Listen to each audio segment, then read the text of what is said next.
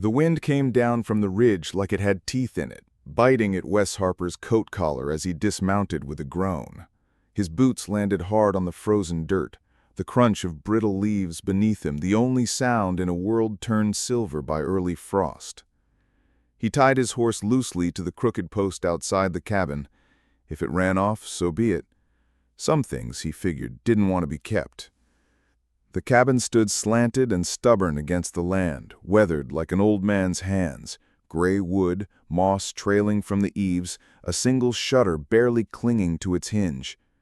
He pushed the door open, expecting the hollow silence of abandonment, but instead he heard the unmistakable click of a rifle.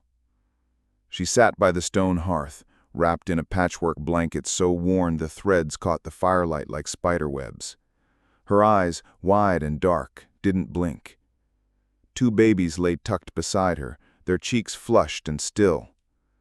The rifle trembled only slightly in her grip, just enough to show she'd used it before, but maybe not on a man like him. Wes didn't move. Neither did she. He stepped in slow, the wind behind him tugging at his coat like it wanted to keep him outside. He didn't close the door. Let the cold say what words wouldn't. "This your place?" he asked, voice rough from the road and disuse. She didn't answer. He looked down at the floorboards, warped and dusty but swept near the hearth. A tin cup sat beside a worn boot. Smoke curled thin from the fire like it, too, was uncertain of its welcome.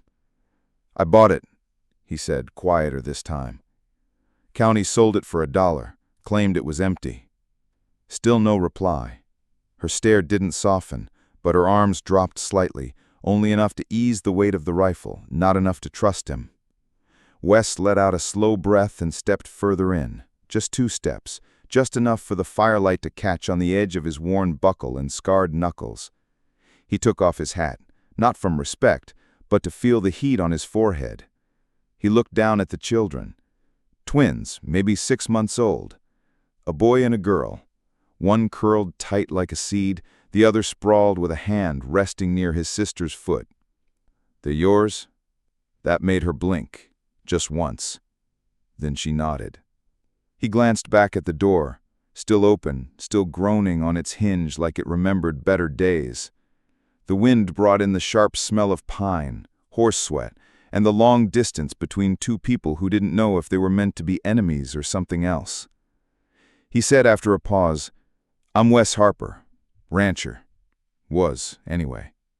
She didn't give a name, but he saw her fingers twitch like she almost said it. He moved to the far corner of the room, away from her and the babies, and set his saddlebag down. Sat on the floor, boots stretched out, arms on his knees. Close enough to the fire to thaw the edge of his silence, but not enough to intrude. They sat like that for a long time, long enough for the shadows to stretch across the walls, long enough for the fire to settle into embers and for the babies to stir. One whimpered, and she shifted to cradle both, rifle forgotten now at her side. Her hands were thin, the nails cracked, skin pale from more cold than rest. But her voice, when she finally spoke, came soft as ash. "June." He nodded once. "You stan'?" Her lips tightened like that question had come from too many men before. He didn't press, just leaned his head back against the log wall and closed his eyes. Outside, the wind dragged across the hills like it was chasing ghosts. Inside, 2 strangers listened to it in silence, the kind of silence that could grow into something, or break them both in the cold. Wes left the door open all night. The days came slow and left quieter than they arrived. Frost glazed the water bucket by dawn, and Wes learned to stoke the fire before the cabin creaked awake. June moved like smoke through the morning, never in his path, never far enough to forget she was there. The twins woke early, took turns crying, and when they were quiet, the cabin felt lonelier than when they weren't. She never asked him to leave. He never asked her to explain. They lived as if a truce had already been signed in blood and silence. She stayed to her side, he stayed to his. At night she'd hum a broken melody, notes trembling in the dark like they were searching for a home. Through the thin wall, Wes could hear her rock the babies in a rhythm older than memory, like she'd done it before firelight and sorrow shaped her face. Wes spent most of his daylight hours on the barn, patching the roof with timber he cut himself. The wind up there bit harder, clearer somehow. It reminded him of standing over his wife's grave when no preacher had come and the ground had been too frozen to dig proper. He used his bare hands that day, dug till they bled. He didn't tell June that, just like she didn't tell him why she flinched at the sound of boots thudding against the porch. One morning, he found her splitting logs with a hatchet nearly too small for the task. Each strike came fast, sharp, furious. Her shawl fell from her shoulders, revealing a blue-black bruise beneath the collarbone. He noticed him watching and pulled the fabric back like shame had teeth. He turned away, not to spare her, but to spare himself the guilt of imagining what left that mark. Later that afternoon, while clearing a storage nook by the hearth, Wes pried up an old plank that had begun to rot. Underneath, wrapped in mold-eaten muslin, was a child's bonnet, once white, now browned with dried blood. He held it in his hands too long, thumb brushing the lace edge, before he wrapped it back up and carried it out behind the barn. He didn't burn it, just buried it beneath the roots of a fir tree, deep and wordless. June never asked what he was digging for, and Wes never asked who the bonnet belonged to. That night, he poured 2 tin cups of coffee and set one near her place by the fire. She didn't thank him, but she drank it. That was something. The next morning, he found a clean pair of socks folded on his saddlebag. Tiny gestures traded like old debts, never spoken of. Like they both knew that naming kindness made it fragile, and neither of them could afford to lose another fragile thing.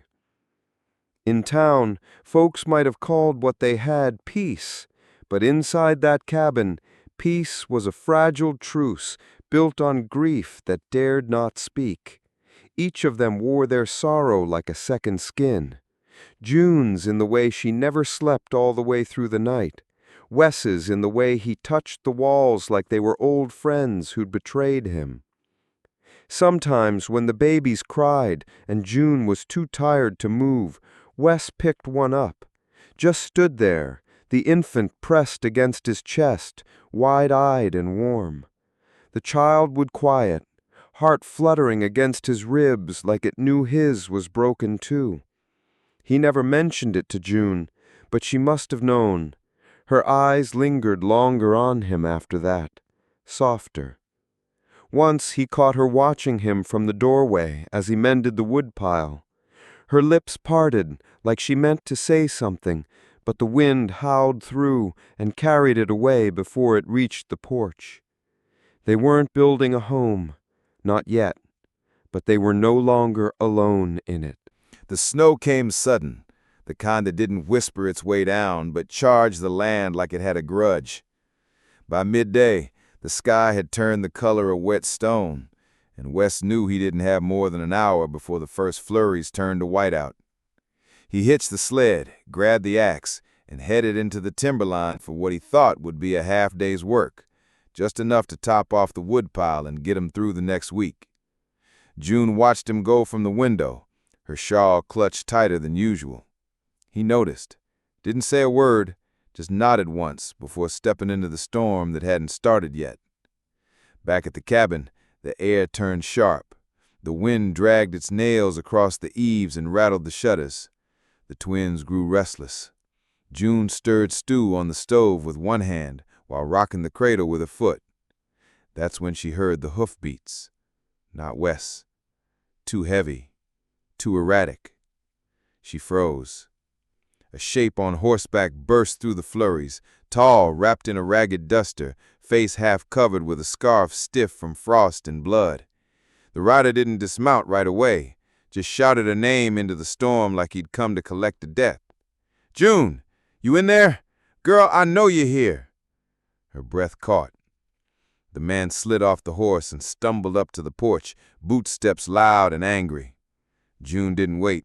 She scooped both babies up, barely time to wrap 'em proper, and kicked open the trap door to the root cellar. The ladder groaned under her weight. The babies began to cry. Above her, the front door creaked open. The storm howled inside. Then silence. When Wes returned, snow clung to his shoulders like he'd been walking through a graveyard. He saw the horse tied loose, riderless, the door ajar. Inside, the fire still burned, but a man sat slumped just inside the threshold, filthy, drunk, a pistol loose in his belt, fingers stained with tobacco and blood. He looked up, squinting. "You Harper?" Wes didn't answer. "She's here. I know she's here." The man wiped his nose with a sleeve. "You bought this place? They didn't tell you it came with property. June ran off, took what wasn't hers. Man down south paid for her fare, and the kids." Wes stepped closer, boots slow and steady. "She's not yours to keep," the man added. "A deal's a deal." He smiled then, a sick, crooked thing. Wes didn't return it. He just set the firewood down at his feet, lifted his rifle off his shoulder, and spoke for the first time. "You got 10 seconds to leave, or you'll stay here frozen by morning." The man blinked like he'd misheard. Then he laughed, loud and slurred. Wes didn't blink. The rifle stayed level. Outside, the wind shrieked. A branch cracked in the trees. "I said ride," Wes repeated, low and calm, "or you'll beg the storm for mercy before I give you any." The man hesitated, then cursed, then spat near the doorway. He stumbled back onto the porch, muttering threats that vanished into the snow as fast as they were born. Wes shut the door behind him, hard. He stood there a while, hand still gripping the rifle like it was part of him. Then, quietly, the trap door creaked open. June emerged, babies in her arms, face pale and tight. She didn't speak, didn't look at him, just moved toward the hearth and settled beside it like nothing had happened. The babies whimpered, unsettled. She soothed them with quiet humming. The wind pressed against the walls, but the fire held. Wes stepped over to the side of the hearth and placed a second chair beside his, not opposite, not across the room, beside. He didn't sit in it yet, but it was there. The snow came heavier in the days after the rider, falling thick and steady until the world outside vanished into a hush so complete it made the crackle of fire sound like a voice. Wes stopped checking the trail. It was no use. Whatever was coming would wait until the thaw. The storm forced them close, not by choice, but by the quiet pressure of time and walls. They shared meals now, not out of courtesy, but rhythm. June moved differently around him, not soft, not open, but no longer coiled like she was bracing for a blow.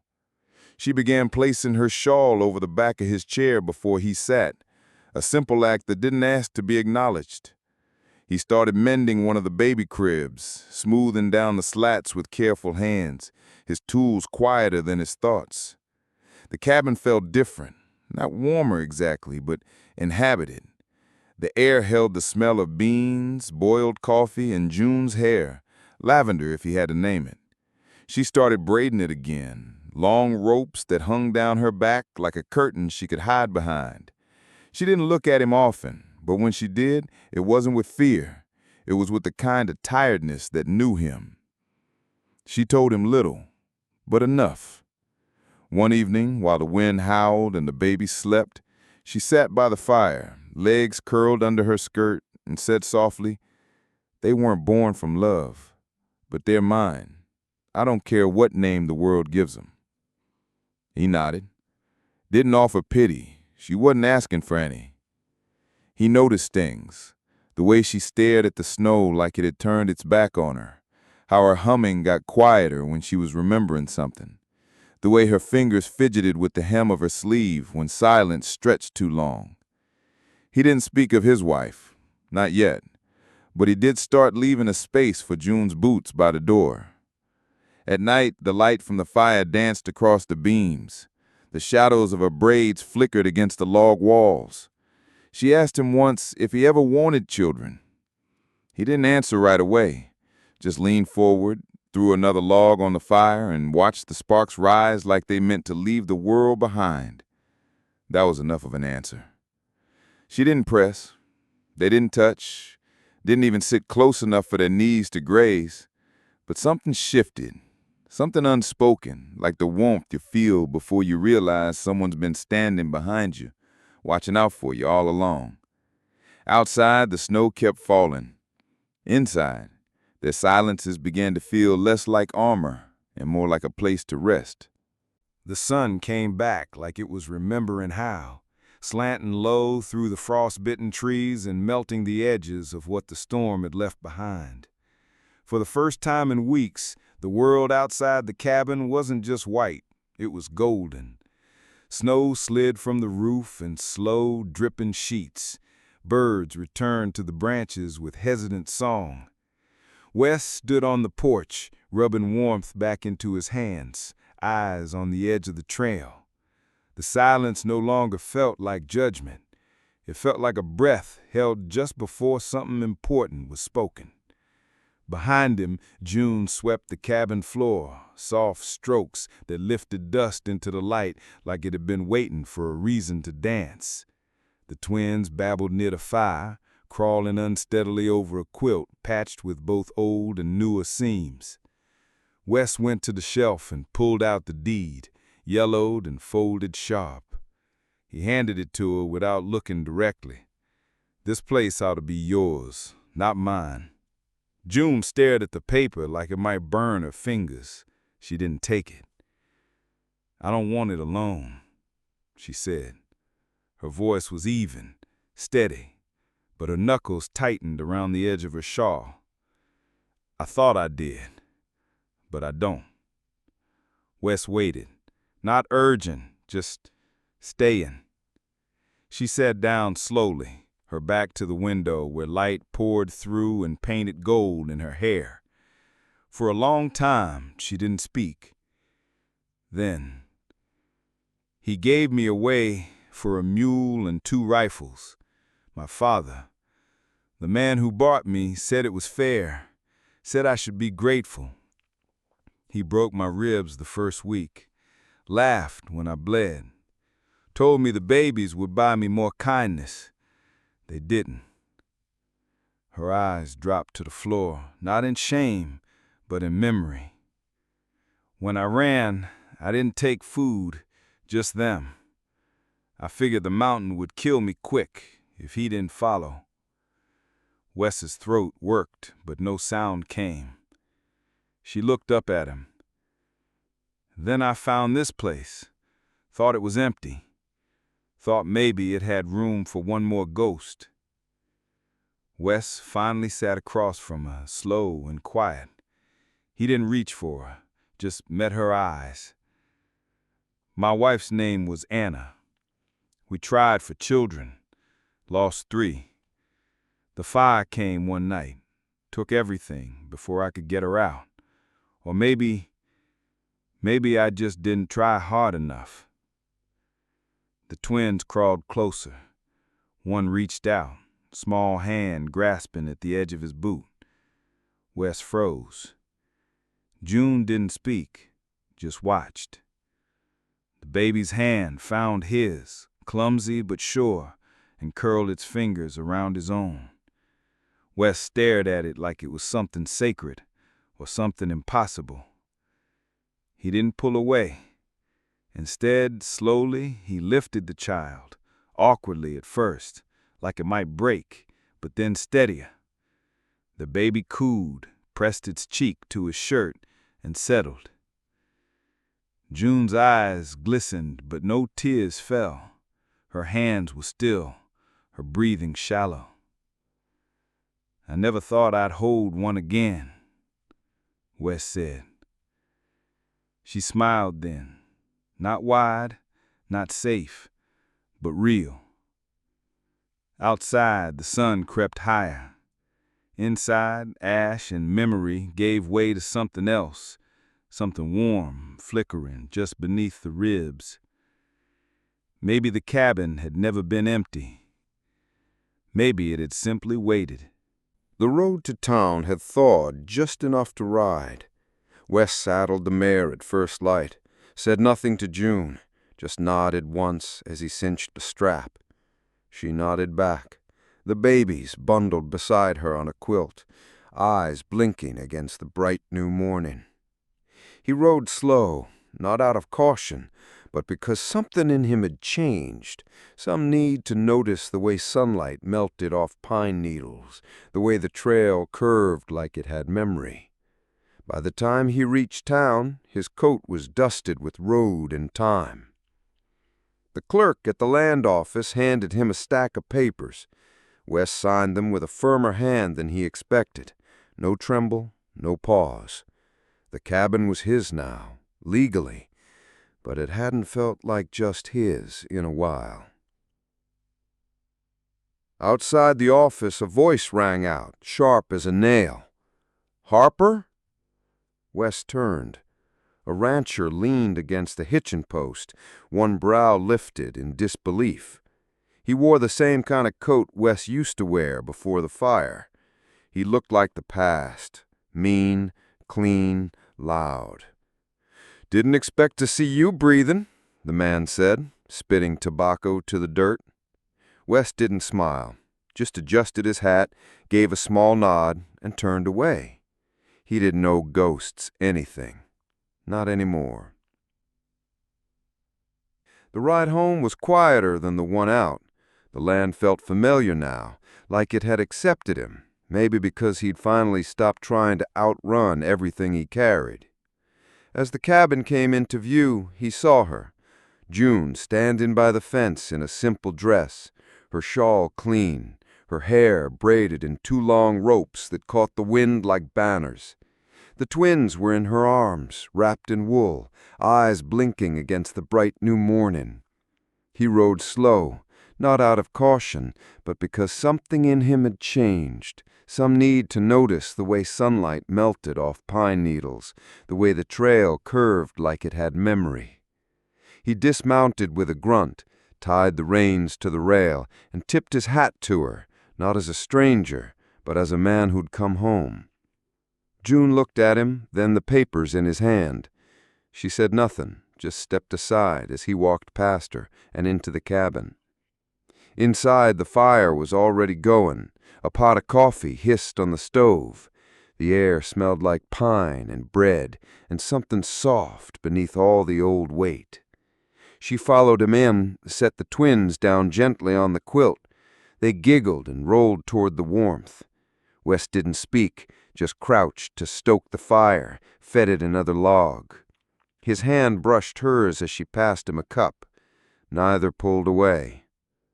Later they sat on the porch as the sky turned lavender and gold, boots side by side, her braid touching his shoulder every time the wind shifted.